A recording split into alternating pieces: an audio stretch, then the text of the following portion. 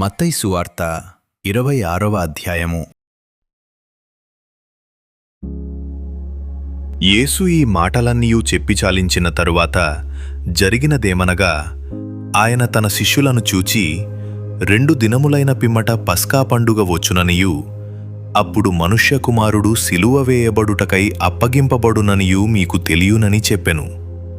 ఆ సమయమున ప్రధాన యాజకులును ప్రజల పెద్దలును కయప అను ప్రధాన యాజకుని మందిరములోనికి కూడివచ్చి, యేసును మాయోపాయము చేత పట్టుకొని చంపవలెనని ఏకమై ఆలోచన చేసిరి. అయితే ప్రజలలో అల్లరి కలుగకుండునట్లు పండుగలో వద్దని చెప్పుకొనిరి. యేసు బేతనియలో కుష్ఠరోగి అయిన సీమోను ఇంటనున్నప్పుడు ఒక స్త్రీ మిక్కిలి విలువగల అత్తరుబుడ్డి తీసుకొని ఆయన యొద్దకు వచ్చి, ఆయన భోజనమునకు కూర్చుండగా దానిమి ఆయన తలమీద పోసెను.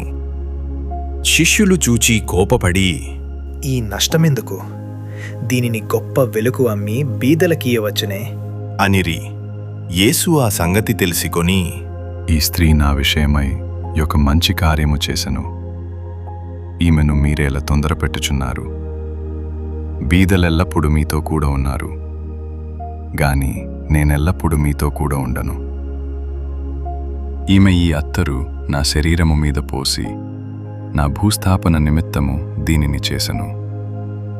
సర్వలోకమందు ఈ సువార్త ఎక్కడ ప్రకటింపబడునో అక్కడ ఈమె చేసినదియు ఈమె జ్ఞాపకార్థముగా ప్రశంసింపబడునని మీతో నిశ్చయముగా చెప్పుచున్నాను అని వారితో అనెను.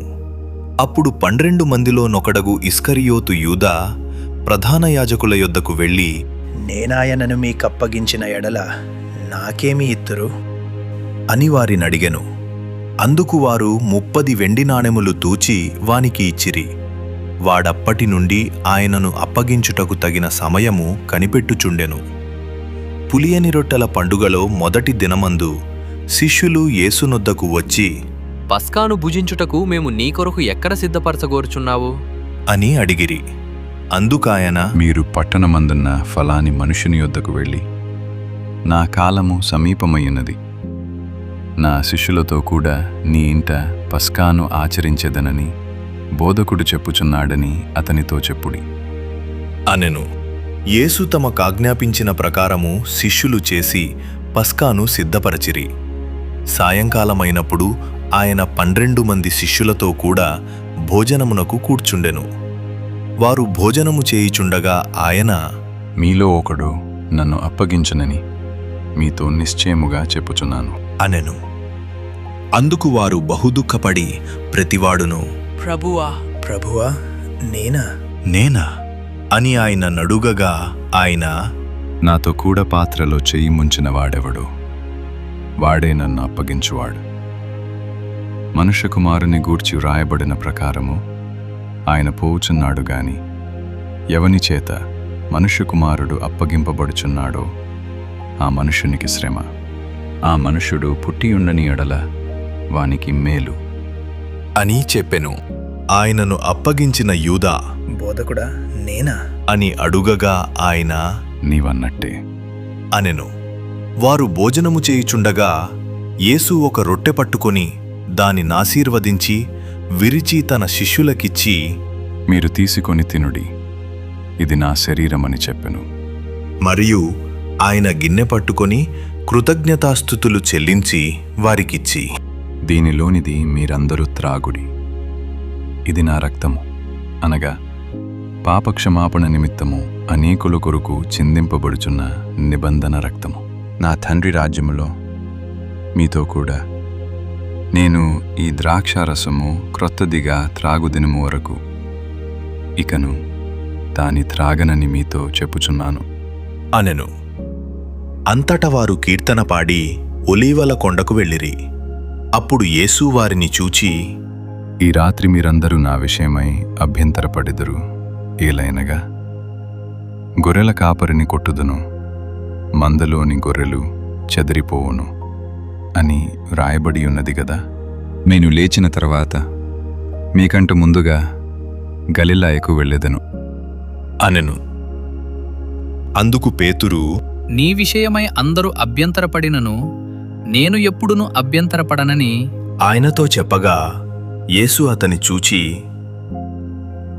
ఈ రాత్రి కోడి కూయక మునుపే నీవు నన్ను ఎరుగనని ముమ్మారు చెప్పెదవని నీతో నిశ్చయముగా చెప్పుచున్నాను అనెను. పేతురు ఆయనను చూచి, నేను నీతో కూడా చావవలసి వచ్చినను నిన్ను ఎరుగనని చెప్పను అనెను. అదే ప్రకారము శిష్యులందరూ అనిరి. అంతట యేసు వారితో కూడా గెత్సేమనే అనబడిన చోటికి వచ్చి, నేను అక్కడికి వెళ్ళి ప్రార్థన చేసి వచ్చే వరకు మీరిక్కడ కూర్చుండుడని శిష్యులతో చెప్పి పేతురును జెబెద ఇద్దరు కుమారులను వెంటబెట్టుకొని పోయి దుఃఖపడుటకును చింతాక్రాంతుడగుటకును మొదలుపెట్టెను. అప్పుడు యేసు, మరణమగునంతగా నా ప్రాణము బహు దుఃఖములో మునిగి ఉన్నది. మీరిక్కడ నిలిచి నాతో కూడా మెలకువగా నుండుడి అని వారితో చెప్పి కొంత దూరము వెళ్ళి సాగిలపడి, నా తండ్రి, సాధ్యమైతే ఈ గిన్నె నా యొద్ద నుండి తొలగిపోనిమ్ము. అయినను నా ఇష్టప్రకారము కాదు, నీ చిత్త ప్రకారమే కానిమ్మని ప్రార్థించెను. ఆయన మరల శిష్యుల యొద్దకు వచ్చి వారు నిద్రించుట చూచి, ఒక గడియ అయినను నాతో కూడా మేల్కొని ఉండలేరా? మీరు శోధనలో ప్రవేశించకుండునట్లు మెలకువగా ఉండి ప్రార్థన చేయుడి. ఆత్మసిద్ధమే గాని శరీరము బలహీనమని పేతురుతో చెప్పి మరల రెండవ మారు వెళ్ళి, నా తండ్రి, నేను దీనిని త్రాగితేనే గాని ఇది నా యొద్ద నుండి తొలగిపోవుట సాధ్యము కాని ఎడల నీ చిత్తమే సిద్ధించుగాక అని ప్రార్థించి తిరిగి వచ్చి వారు మరల నిద్రించుట చూచెను. ఏలయనగా వారి కన్నులు భారముగా ఉండెను. ఆయన వారిని మరల విడిచి వెళ్ళి ఆ మాటలే చెప్పుచూ మూడవ మారు ప్రార్థన చేసెను. అప్పుడాయన తన శిష్యుల యొద్దకు వచ్చి, ఇక నిద్రపోయి అలసట తీర్చుకొనుడి. ఇదిగో ఆ గడియ వచ్చియున్నది. మనుష్య కుమారుడు పాపుల చేతికి అప్పగింపబడుచున్నాడు. లెండి వెళ్ళుదము. ఇదిగో నన్ను అప్పగించువాడు సమీపించియున్నాడని వారితో చెప్పెను. ఆయన ఇంకను మాటలాడుచుండగా 12 మందిలో ఒకడగు యూదా వచ్చెను. వానితో కూడా బహుజన సమూహము కత్తులు గుదియలు పట్టుకొని ప్రధాన యాజకుల యొద్ద నుండియూ ప్రజల పెద్దల యొద్ద నుండియూ వచ్చెను. ఆయనను అప్పగించువాడు, నేనెవరిని ముద్దు పెట్టుకొందునో ఆయనే యేసు, ఆయనను పట్టుకొనుడని వారికి గురుతు చెప్పి వెంటనే యేసు నొద్దకు వచ్చి, బోధకుడా, నీకు శుభము అని చెప్పి ఆయనను ముద్దు పెట్టుకొనెను. యేసు, చెలికాడా, నీవు చేయవచ్చినది చెయ్యుమని అతనితో చెప్పగా వారు దగ్గరకు వచ్చి ఆయన మీద పడి ఆయనను పట్టుకొనిరి. ఇదిగో యేసుతో కూడా ఉన్నవారిలో ఒకడు చెయ్యి చాచి కత్తి దూసి ప్రధాన యాజకుని దాసుని కొట్టి వాని చెవి తెగనరికెను. యేసు, నీ కత్తి వరలో తిరిగిపెట్టుము. కత్తి పట్టుకుని వారందరూ కత్తి చేతనే నశింతురు. ఈ సమయమున నేను నా తండ్రిని వేడుకొనలేననియు వేడుకుని ఎడల ఆయన 12 సేనా వ్యూహముల కంటే ఎక్కువ మంది దూతలను ఇప్పుడే నాకు పంపడనియు నీవనుకొనుచున్నావా? నేను వేడుకొని ఎడల ఇలాగు జరగవలెనను లేఖనము ఏలాగు నెరవేరును అని అతనితో చెప్పెను. ఆ గడియలోనే యేసు జనసమూహములను చూచి, బంది పోటు దొంగ మీదికి వచ్చినట్టు కత్తులతోనూ గుదియలతోనూ నన్ను పట్టుకుని వచ్చితిరా? నేను అనుదినము దేవాలయములో కూర్చుండి బోధించుచున్నప్పుడు మీరు నన్ను పట్టుకొనలేదు. అయితే ప్రవక్తల లేఖనములు నెరవేరునట్లు ఇదంతయు జరిగెను అని చెప్పెను. అప్పుడు శిష్యులందరూ ఆయనను విడిచి పారిపోయిరి. యేసును పట్టుకొనిన వారు ప్రధాన యాజకుడైన కయప యొద్దకు ఆయనను తీసుకొనిపోగా అక్కడ శాస్త్రులును పెద్దలును కూడియుండిరి. పేతురు ప్రధాన యాజకుని ఇంటి ముంగిటి వరకు ఆయనను దూరము నుండి వెంబడించి లోపలికి పోయి, దీని అంత మేమౌనో చూడవలెనని బంట్రౌతులతో కూడా కూర్చుండెను. ప్రధాన యాజకులును మహాసభ వారందరును యేసును చంపవలెనని ఆయనకు విరోధముగా అబద్ధ సాక్ష్యము వెదకుచుండిరి. కాని అబద్ధ సాక్షుల నేకులు వచ్చినను సాక్ష్యమేమియూ దొరకలేదు. తుదకు 2 మనుష్యులు వచ్చి, వీడు దేవాలయమును పడగొట్టి 3 దినములలో దానిని కట్టగలను అని చెప్పెననిరి. ప్రధాన యాజకుడు లేచి, నీవు ఉత్తరమేమియూ చెప్పవా?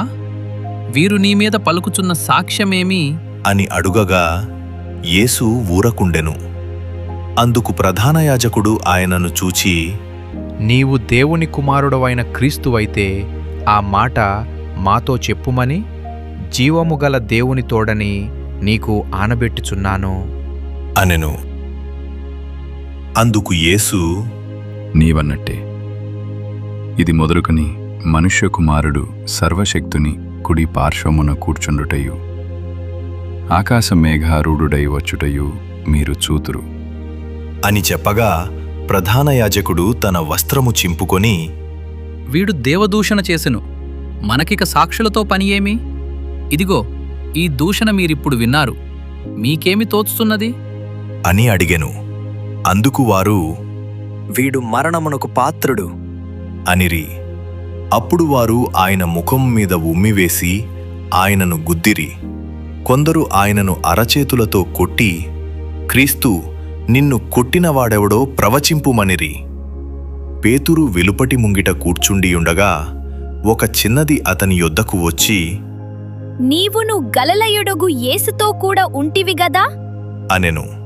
అందుకతడు, నేనుండలేదు, నీవు చెప్పు సంగతి నాకు తెలియదు అని అందరి ఎదుట అనెను. అతడు నడవలోనికి వెళ్ళిన తరువాత మరి ఒక చిన్నది అతనిని చూచి, వీడును నజరేయుడగు యేసుతో కూడా ఉండెను అని అక్కడి వారితో చెప్పగా అతడు ఒట్టు పెట్టుకొని, నేనుండలేదు, ఆ మనుష్యుని నేనెరుగను అని మరల చెప్పెను. కొంతసేపైన తరువాత అక్కడ నిలిచియున్నవారు పేతురు నొద్దకు వచ్చి, నిజమే, నీవును వారిలో ఒకడవే, నీ పలుకు నిన్ను గూర్చి సాక్ష్యమిచ్చుచున్నది అని అతనితో చెప్పిరి. అందుకు అతడు, ఆ మనుష్యుని నేనెరుగను అని చెప్పి శపించుకొనుటకును ఒట్టు పెట్టుకొనుటకును మొదలుపెట్టెను. వెంటనే కోడి కూసెను కనుక, కోడి కూయక మునుపు నీవు నన్నెరుగనని ముమ్మారు చెప్పెదవని యేసు తనతో అనిన మాట పేతురు జ్ఞాపకము తెచ్చుకొని వెలుపలికి పోయి సంతాపపడి ఏడ్చెను.